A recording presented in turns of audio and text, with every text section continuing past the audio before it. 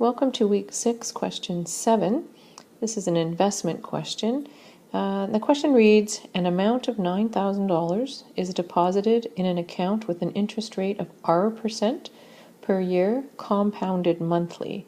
At the end of 15 years, the balance in the account is given by, so we've got this function here, A equals 9,000 times 1 plus R over 1200, all raised to the power of 180.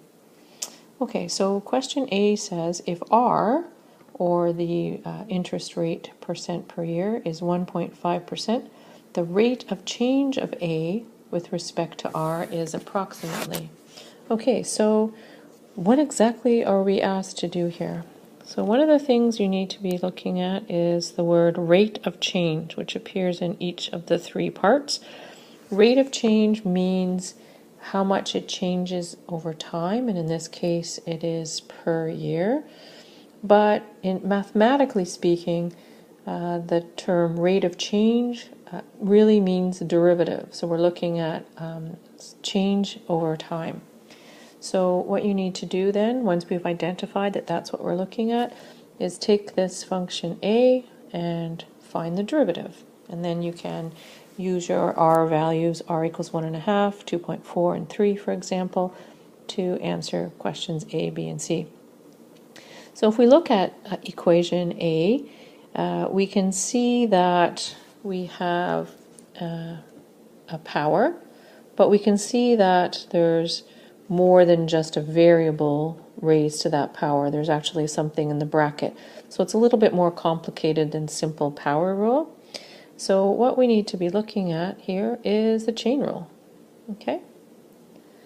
So if we can remember about the chain rule says that you're going to take the derivative of the big terms, and then you're going to multiply it by the derivative of what's inside that bracket. So if we look at the general chain rule, we're looking at f at g at x. Okay, so you've got a function within a function.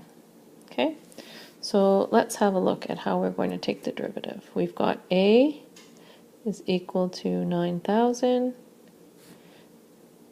and we have 1 plus R over 1200, all raised to the power 180.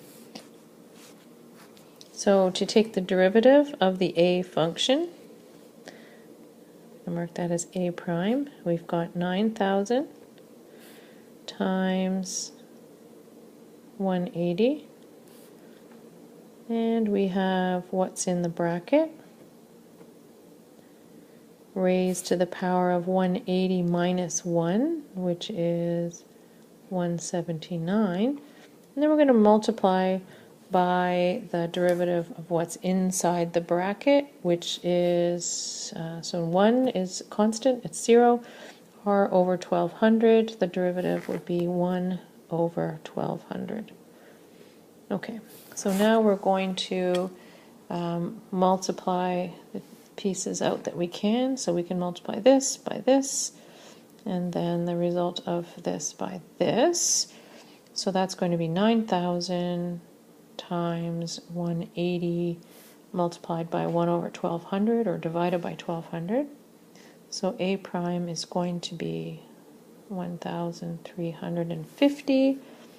And then remember, we've got all of this here.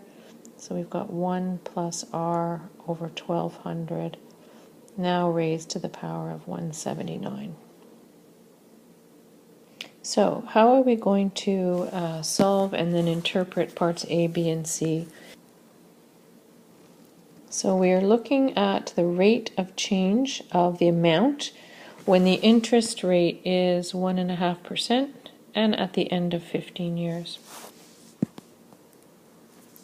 So in order to find out what the change in the amount is at the end of 15 years to the next year, when the interest rate is 1.5%, we're going to substitute 1.5 in for R, and let's see what we come up with. So 1.5% you're going to have a value of $1,688.29. When your interest rate is 2.4%, you're going to find that you have a rate of change of A of $1,930.44. And when you have an interest rate of 3%, you're going to have a rate of change of A of $2,110.76. So you can see that the rate of change of the amount increases as the interest rate compounded changes and increases.